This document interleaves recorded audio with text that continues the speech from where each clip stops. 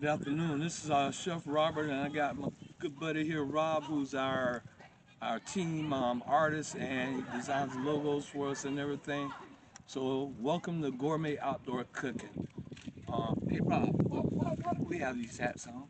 Because it's a fiesta celebration. Oh, so we cooking Mexico food today, huh? Si, senor. Si, senor. Si, All senor. right, well, let's go ahead and get to what we're gonna do here today. So today's menu, God, we got a good one today. So today's menu is Rob. Call that name for me because my Spanish is not that great on the Mexican ribs. I believe you said it was Castillo de Puerto. There we go. There we go. So we got that going on, and then we also got a red curry chicken taco that we're gonna do today. Then we also have Rob makes this amazing salsa. We have some chips with it. Okay, and then we're gonna try to keep this somewhat Mexican theme with a twist, but then we're gonna have a ceviche. So the ceviche will have watermelon, dragon fruit, and then we'll have shrimp in that ceviche. We also have a um, dragon fruit upside down yellow cake. Did I miss anything, Rob? You got the ring? Yeah, I think we got it all. Okay, so stay tuned with us, and we'll see you soon. All right, this is Chef Robert. We're out at the park today. So we're gonna go ahead and start with our first item that's on the menu. And these ribs have been marinated for about 36 hours. And they are called Casiel de Fuerte. And these are Mexican marinated ribs. So with that being said, they're gonna take about roughly about an hour to cook.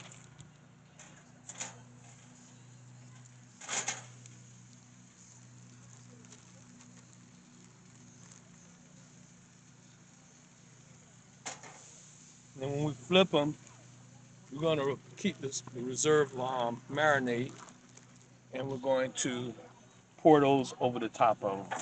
So we're gonna start them out rib side down, bone side down.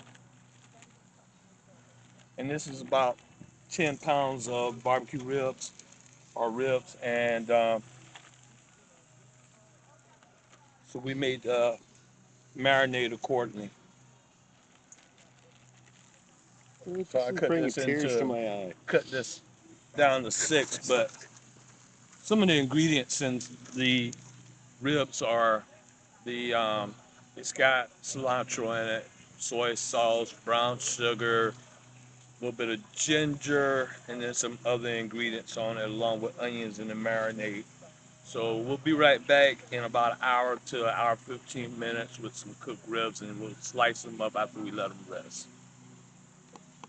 Welcome back. Today we're going to make some homemade salsa for you guys, show you how to do it. Really nice. It's going to be great. I've got out here a bunch of spices that we're going to add, as well as all of the different vegetables that we're going to use. These have already been pre-washed, so we're not going to wash them outdoors, but it's always a good idea with anything, especially when you're cooking outdoors. Make sure the stuff's washed before you bring it out. All right, so for the spices, we've got your typical salt and pepper. We've also got some chili powder. We got some garlic powder. Cumin is very important. It's one of my favorite Mexican spices.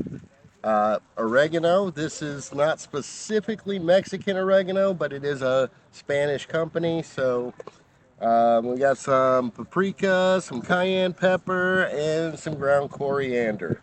All right. We've also got a couple cans of crushed tomatoes. Uh, Now, if you want to do this at home, you can puree your own tomatoes in a blender, but we don't have any electricity out here, so we're going with canned today. So, in addition to that, we've got 5 tomatoes. We've got a really pretty bell pepper here, nice big yellow onion. We've got some small, mild sweet peppers, a jalapeno poblano pepper, and some cilantro. Now what we're going to do is we're going to chop all these vegetables up really, really small, put them in here with all the seasonings, combine it everything, and we'll have some salsa. So let's get started. All right, so we're back and we're going to start. We've got a separate little bowl here. I'm going to put all the different spices in there so you can get an idea of the approximate values that you want to use. We're going to start out with the salt. You want to get about 2 tablespoons of salt in there. This is a tablespoon here. Dump it in. And then another one. All right, next we're going to do the pepper. Black pepper, just standard black pepper. You don't have to get anything special. You're going to do about 2 tablespoons of that as well.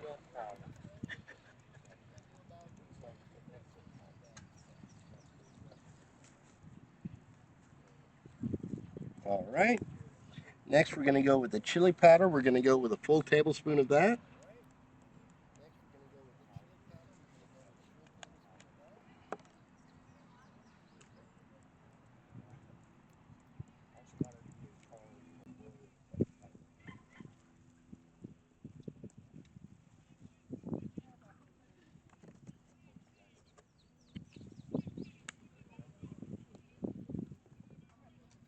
Coriander, we're going to go with another full teaspoon or tablespoon.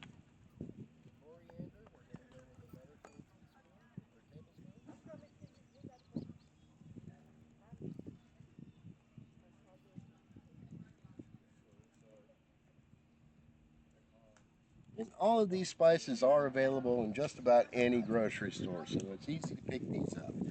All right, we've got some paprika. Again, we're going to go with about a tablespoon.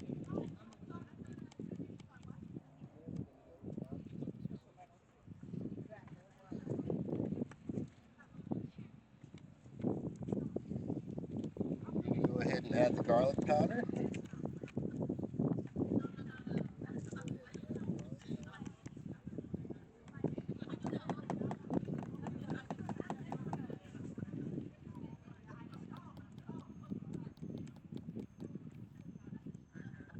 A little bit less than a tablespoon.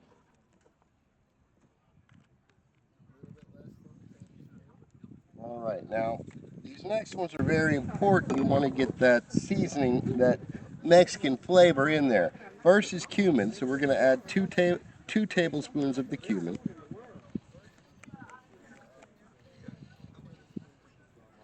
That's one.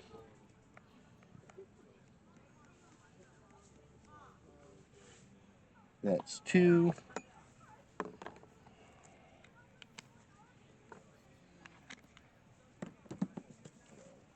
And then another important one for that flavor is going to be the oregano. So we're going to put another 2 tablespoons in.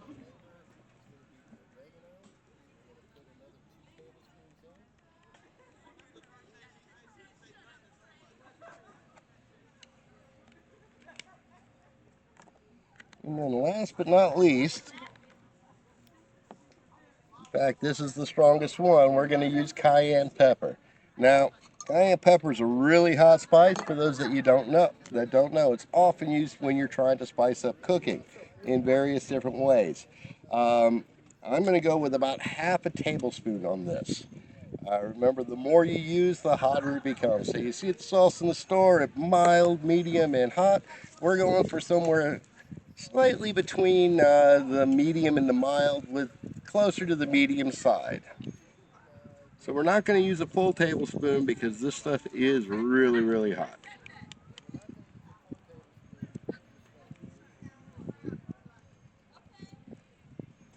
So we got about half a tablespoon. Put that in there.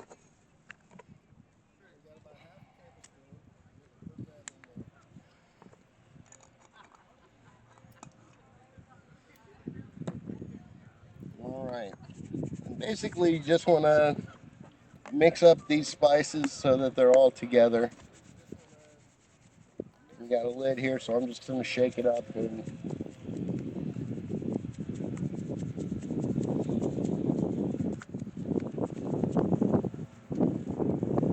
All right. And so then it turns out to all look like one spice. All right.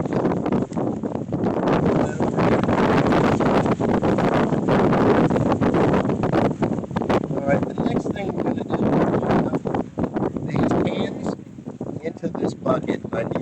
opener, so if you give me just a moment, I'll be right back. Oh, coming on.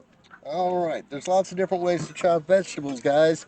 I learned in a kitchen to cut them with a knife. Lots of people use food processors.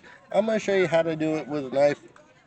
Basically, what you want to do is after you top off the tomato, so you got a flat surface, put it down on the cutting board.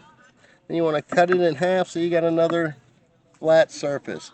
All right, now in using the knife, you want to always keep your fingers on the fruit and always angle the blade away from your fingers. And that will give you fast and straight cuts without cutting your fingers. Another way, to always want to bring your fingers in when you're doing it and have the blade at an angle away from your fingers. You very rarely cut yourself if you do it properly. All right, now we're going to dice up these tomatoes really small.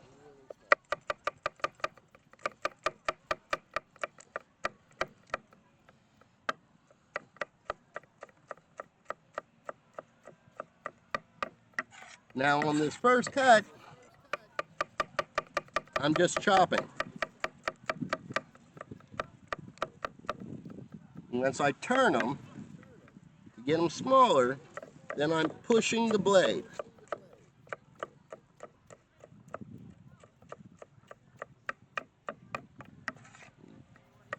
Get a lot of nice, finely chopped tomatoes. But you want them smaller than that. So then you're just going to rock the knife back and forth until you get them the size that you want. You don't want these to be completely sauce, but you do want them to be small. You don't want big chunks in your salsa. Maybe a few, but not a lot. And you also don't want your tomatoes and vegetables to be complete pureed in your salsa. You do want the chunkiness.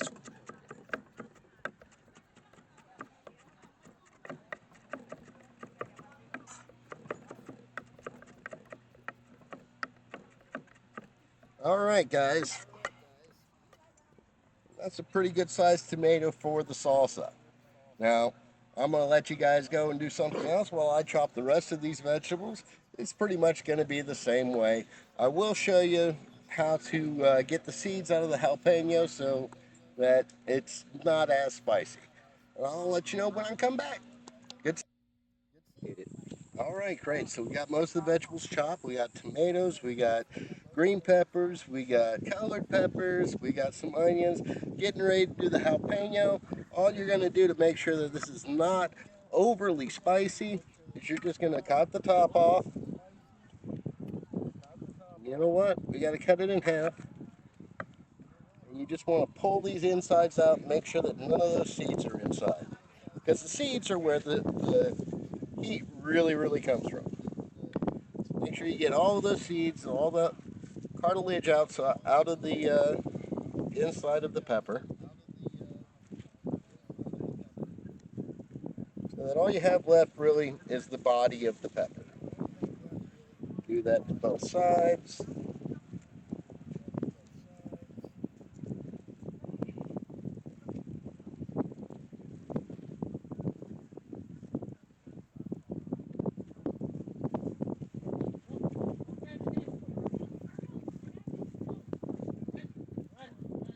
All right.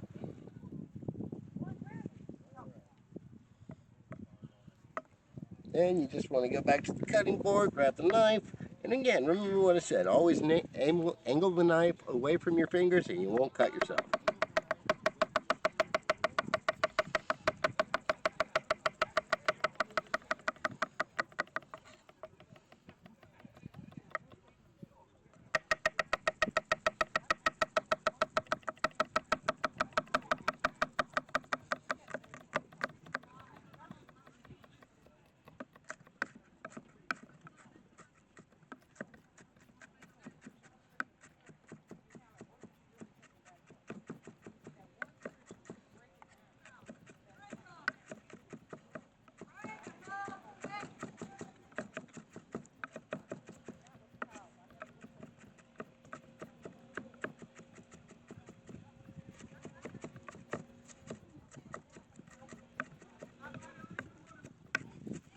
All right. Now we've got our vegetables all chopped. Next thing we're going to do, we've got the tomato sauce poured in. We're going to add some lime juice and some lemon juice. And this is 7 ounces. We're going to add probably about 2 ounces. So right around a little bit more than a quarter of the bottle. You can get these in bigger bottles or smaller bottles. And just squirt it right in there.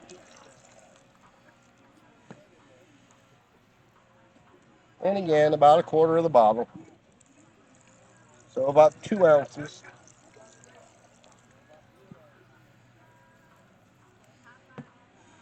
And we're going to start mixing that up. All right.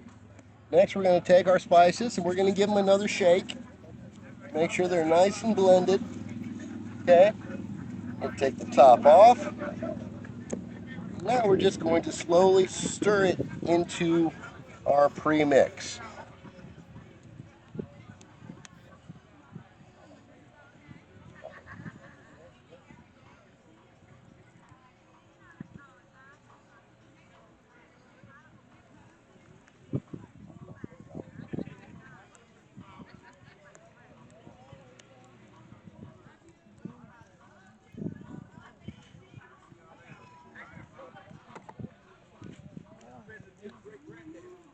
All right. Now I'm using a little plastic spatula to stir with. Means I can go up against the edges of the mixing bowl as I'm mixing it up. Get all that stuff that sticks to the top.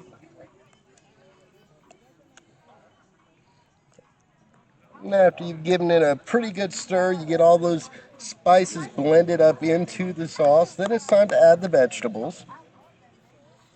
And these you can really just grab by the handful, dump them in.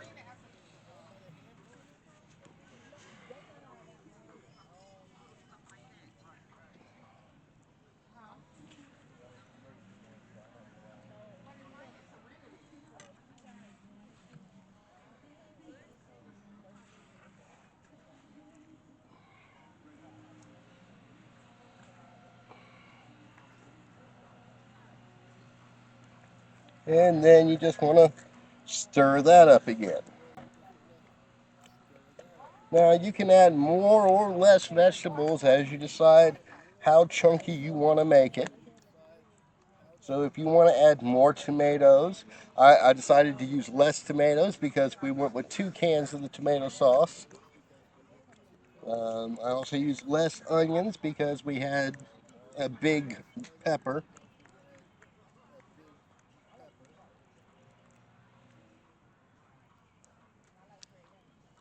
And that's all there is to making the salsa. Now, as with many things, the longer your salsa has time to mix all the flavors together, the better it's going to be. So if you cover it and then put it in a refrigerator, you should leave it chilled. Overnight, it's going to taste better than it did the first day you made it. The next day, it'll taste better. It'll last for about a week. And every day, the flavors will blend more and more together. And it'll be great. And that's the salsa. Thanks for watching. All right, we're going. All right, so we're back. We're gonna do the shrimp, watermelon, dragon fruit ceviche. So the first thing I'm gonna do is I already got some pre-chopped watermelon here. I'm just gonna pour that watermelon in there.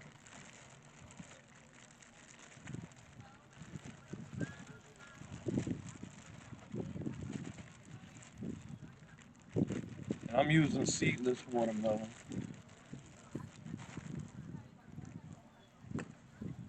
Okay, and then we're gonna add some dragon fruit.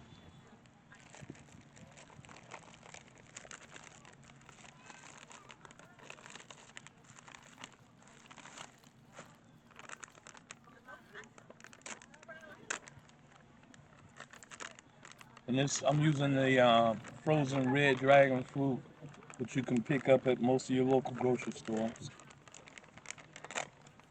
And from using it, I found that it is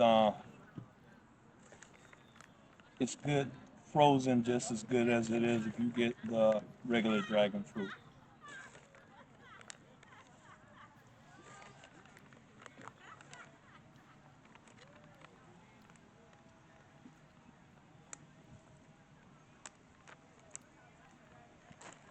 Okay, then I've got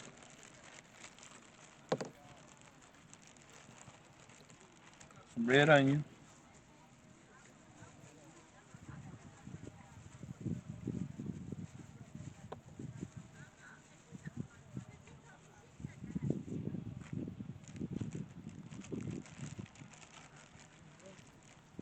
got some lime zest,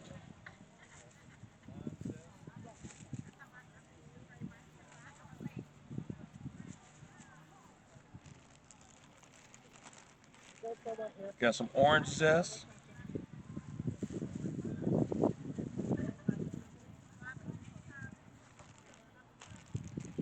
What do you mean by zest? that's when you got a lime or you got an orange, and shred the outer skin off, and so that'll give you the zest. Okay, and then I got some freshly chopped cilantro,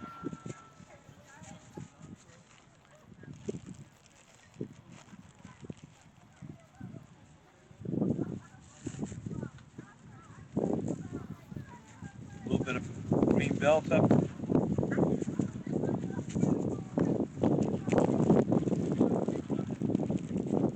Then I got some fresh chopped parsley.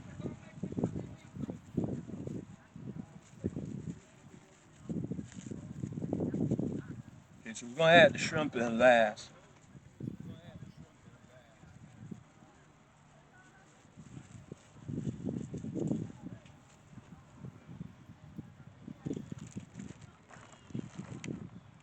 Then this is a combination of the orange and lime juice.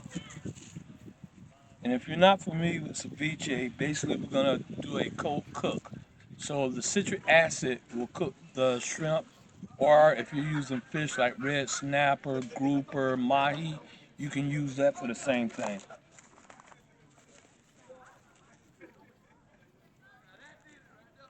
Okay, so then I'm gonna go in with a little bit of black pepper,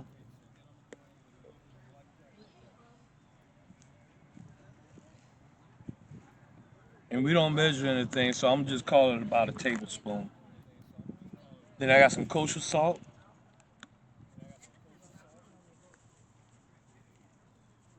about a teaspoon, good teaspoon.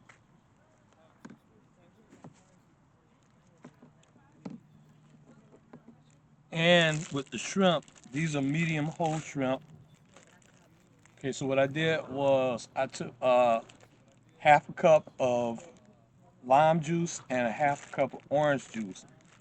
I let that cook in acid and put it in a Ziploc bag for about 2 hours. Then I drained off the juice, and that's how we do the cold cook on the shrimp. Okay, so now that we got that done, all we're gonna do is just incorporate this real good.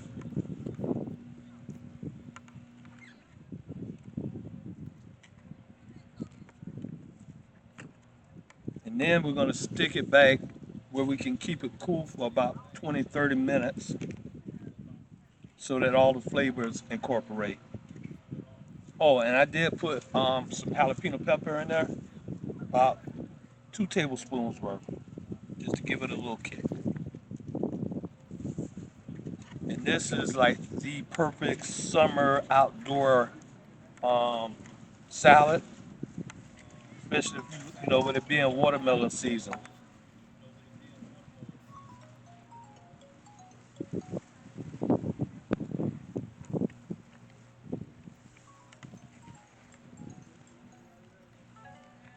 Like I said, we're just trying to mix this up real, real good.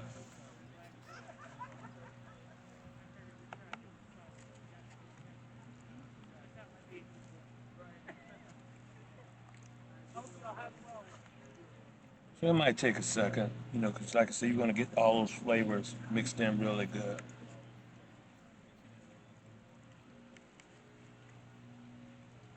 So with the combination of flavors, yeah, of course, watermelon is sweet, but with the combination of flavors and everything, you're gonna get that little sweet with a spice bite. You're gonna get that cilantro flavor in there. And if you don't want to use dragon fruit, you can also do just watermelon and shrimp ceviche. Um, and because yellow watermelon is in season, last summer I did yellow red watermelon with shrimp ceviche. Okay, and that's it.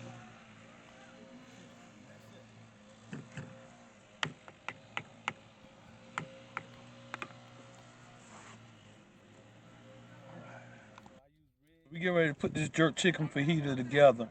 So I use red, yellow, and green bell peppers, and then a little bit of red onions inside of it. Okay, so then we got the sauce.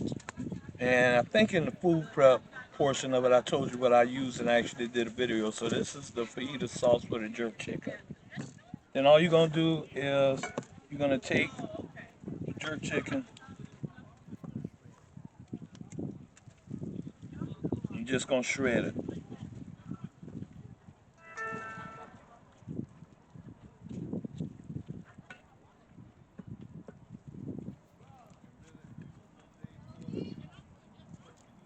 And really, if you use 1 1/8 quarter per fajita wrap, that's enough.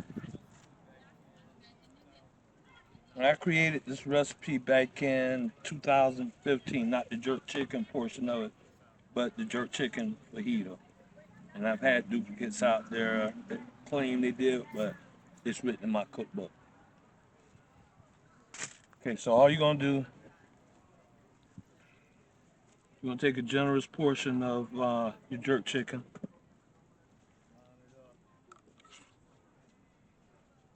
line it up, put some of your bell peppers on it. You might have a little bit too much chicken in there, but anyway, it should be okay.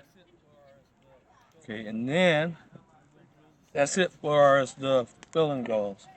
Then we're gonna drizzle some of this sauce on it. And if it's too spicy, that's gonna tone it down a little bit, all right? So when you're rolling this pita up, I toasted it a little bit on the grill, and you're gonna go with the sides first, and then you can either start from the back end or the front end, it don't matter. And you just roll it.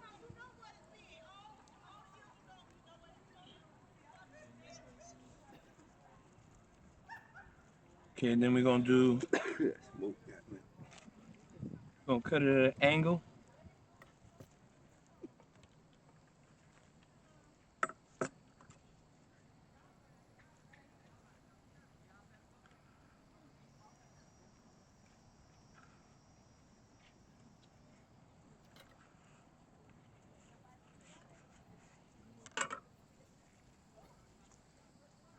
And then we'll plate it.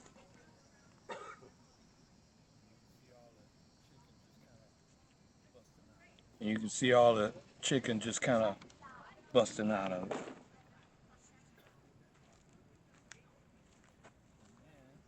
Is that fine boy? Okay, and then, because you want that nice looking presentation on it, we'll take a little bit more of the sauce and drizzle it across the top like so. Now it looks like restaurant quality. And if you want to intensify it a little bit more, to make it even that much prettier, you got some fresh parsley.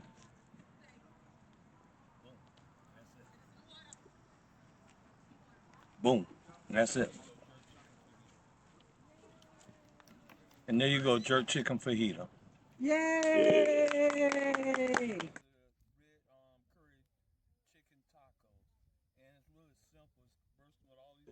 All right, so this is our Mexican style marinated ribs that we marinate for 36 hours.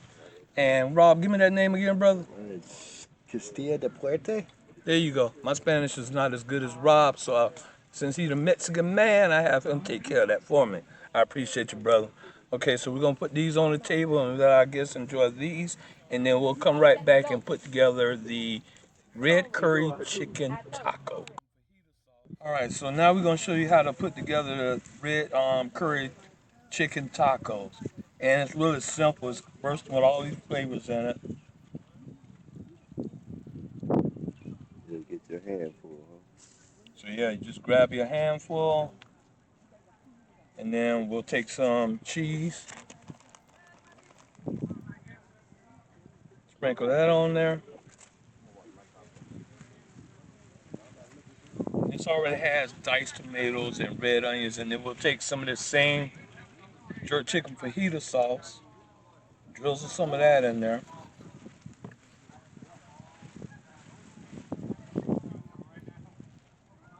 That's one.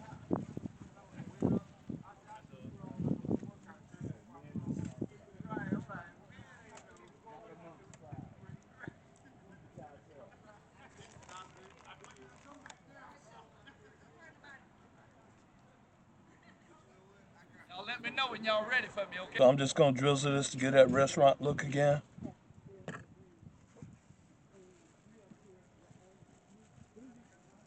Then we're gonna sprinkle some toppings on it.